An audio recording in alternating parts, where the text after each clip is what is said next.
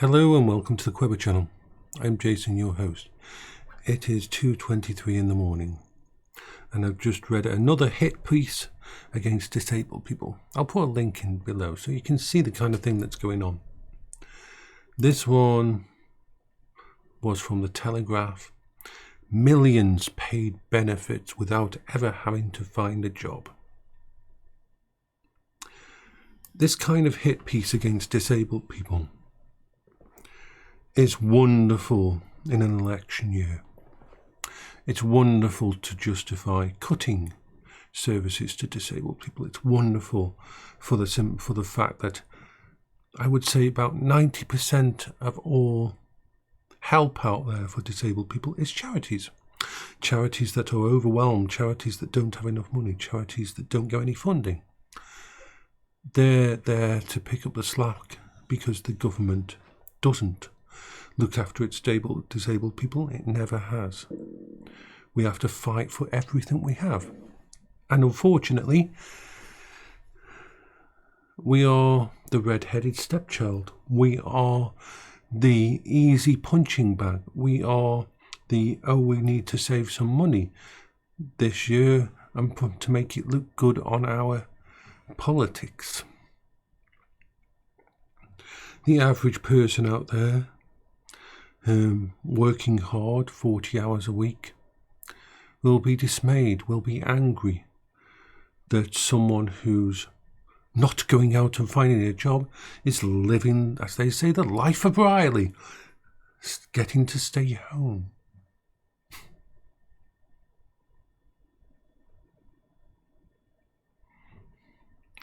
While I will always agree that there is some people on disability that shouldn't be there, there is some people off work that shouldn't be. There is a massive amount of people who are off work because we can't work.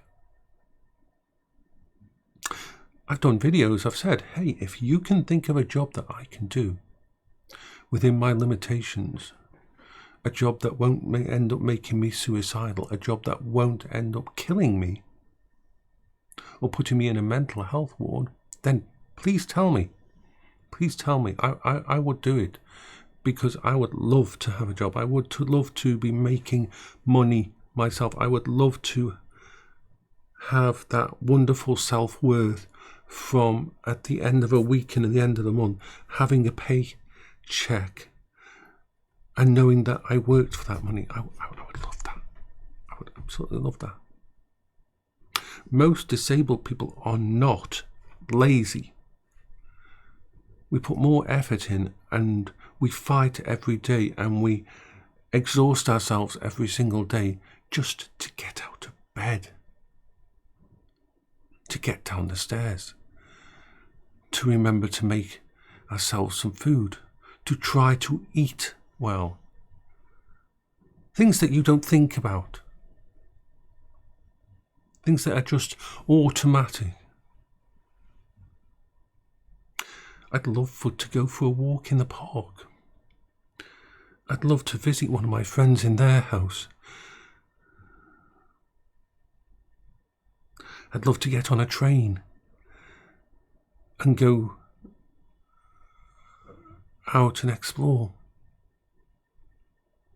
I can't.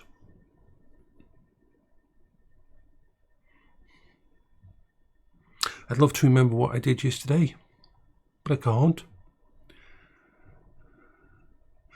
When I sing karaoke, 2 minutes after I've sung it, and sometimes about 30 seconds after I've sung it, I can't remember what I sung.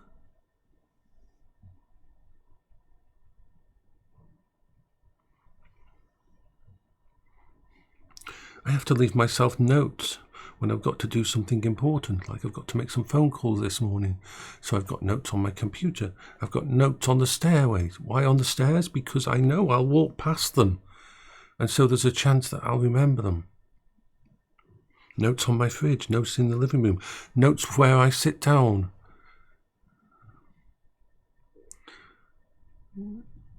Because I know where my eyes will look, and so I can put notes there to remind myself on. If I'm going to do a wash, if I'm going to clean, if the house needs something doing, then I've got to organise myself. And I've got to put so much effort into remembering to do that. I get so easily distracted. I have to remember to get my phone out and to put my noise cancelling earplugs on for when I'm walking around the house. I have to remember to refill my water, to let the dogs out, to check the batteries. All this takes effort. And this is my safe space. I finally got my safe space back together after all the trauma of these last years. This room is specifically designed to help me exist, to help me function, to help me be independent. And it's done in a way that means that everywhere I look in this room, there's something that can build up my armour that can help me.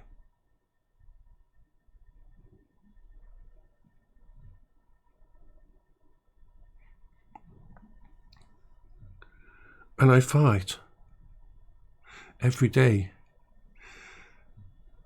I'd love to have a job. I'd love working computers. I'd love to be working for someone like Valve on their virtual reality side or Steam Deck side. That would be my dream job. To be messing with technology. But I can't even leave my house. I could never have a job out there. When I used to go to school, I would take a route that would avoid everyone. Didn't know I had autism back then. Didn't know I was suffering from bipolar. Didn't know I had ADHD.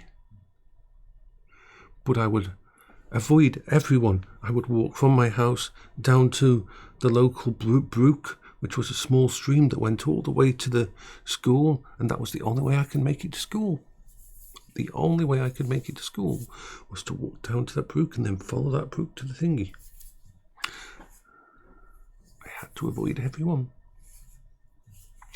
And at lunch times at school, I would either hide in the bathrooms or I would find a computer lab to sit in. And we only had one computer lab and sometimes it was locked.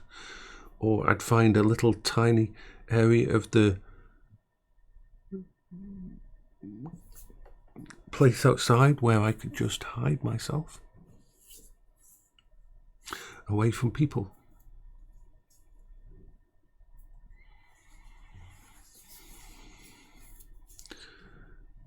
The idea of taking a bus, being in close proximity to someone, or sitting on a train to get to work scares the hell out of me.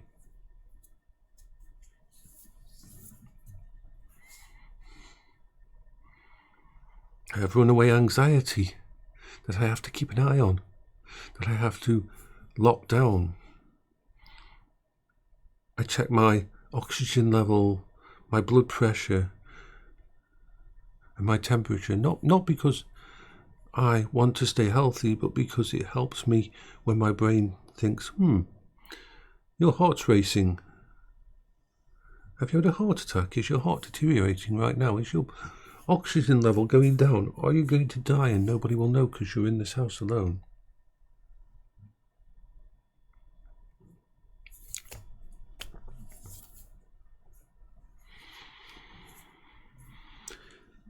I try to imagine what it'd like to have a job working at home and realising the terrifying truth that if I did that this room wouldn't be my safe space anymore. This room would be a workplace.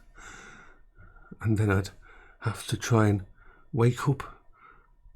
Or in fact, I probably wouldn't go to sleep because going to sleep meant that I might miss doing what I'm supposed to do that day. When I have an interview, when they're going to call, when the doctors are going to call me to check on me, or I have to have an assessment, or I have to talk to some person on the phone, and I know it's coming up, I won't sleep the night before. I cannot sleep the night before. My brain won't let me sleep.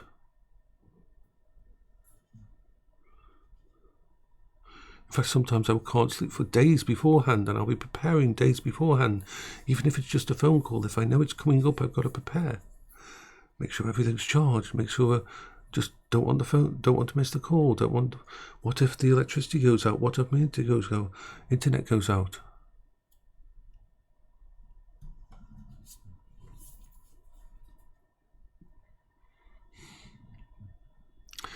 We're an easy target. We're an easy target. Disabled people are. Once again, I say that there is people on disability who shouldn't be on there. There's people who should not be staying at home, that it would do them good to be in work, so that the self-worth would be brilliant for them.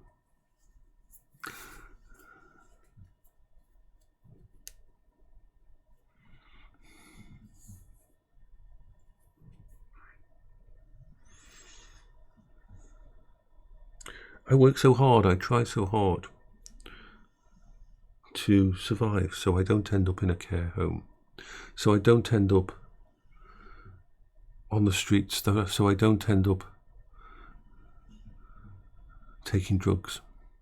You see, because people who are autistic, people who have ADHD and bipolar, we are prime candidates for abuse of certain substances.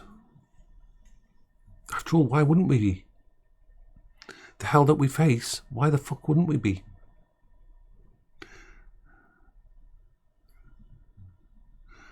The idea of heroin or something like that, to take it all away, to say goodbye to it all, to no longer have to worry about it, no longer have to think about it all.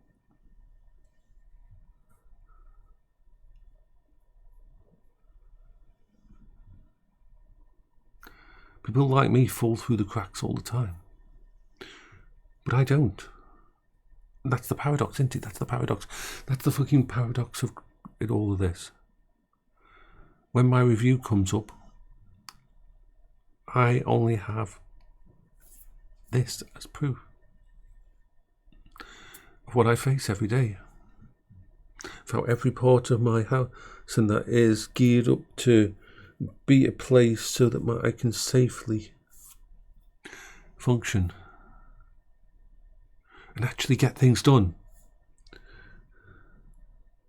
Because there's a big difference between sitting on the floor and just 6 or 7 hours disappearing as you look at something on the ground and try to figure out why that took your attention, and actually doing all this with you. The system works. The streaming works. The putting the headset on and going into VR works. The talking with people works. The social Discord, the connect through the AI, it works. But because I've been signed off by most of the people who are looking after me, because of all it working, when it comes to actually proving it all, I'm biased. They don't believe me because I'm the person trying to get the money. I'm the person trying to stay on the benefits. If I didn't have all this coping strategy and instead had a nurse come out every day to check on me, and had the person from the disability who would keep an eye on it, and I had a social worker looking after me and all these things, and if I was going to therapy every week and going to mental health sessions every week, all that proof, all that stuff would mean when I have to deal with a review, when I have to deal with people saying that I'm not ill, which doesn't happen often these days, would make it easier. It'd cost the government a lot more.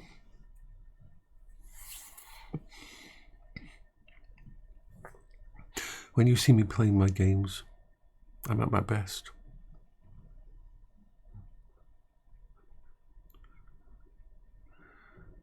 When you see me laughing and joking on stream, or if you see me singing in VRchat, that's the biggest win possible.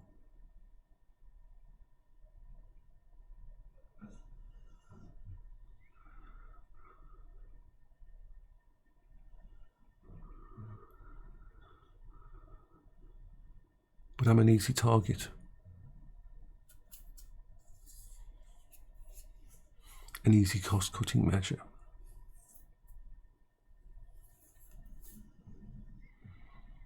And it's exhausting and it's depressing to see, and it's horrible to watch how the newspapers and the government twist everything to make it look like I'm one of those millions of people who don't have to look for a job.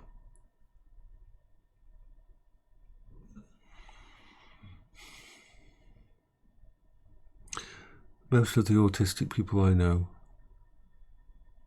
most of the disabled people I know, would love to be out there.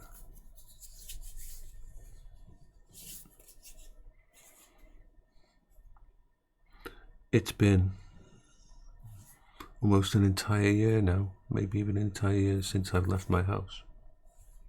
And I'm okay with that. I've forged this little safe space, this little place that feels safe to me and that I can exist in.